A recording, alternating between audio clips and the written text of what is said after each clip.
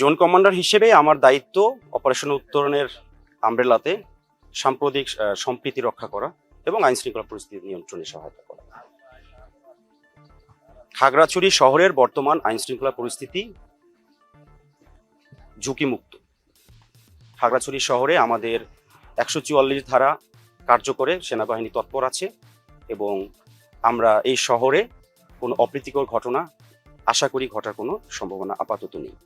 তবে একটা কুচক্রী মহল এই ন্যাক্কারজনক ধর্ষণের ঘটনার শুরু থেকে এই বিষয়টিকে একটি সাম্প্রদায়িক দাঙ্গা অথবা পার্বত্য এলাকাকে অস্থিতিশীল করার যে পরিকল্পনা করেছিল, যেটা অত্যন্ত ঘৃণ্য, তারা এখনো তৎপর আছে।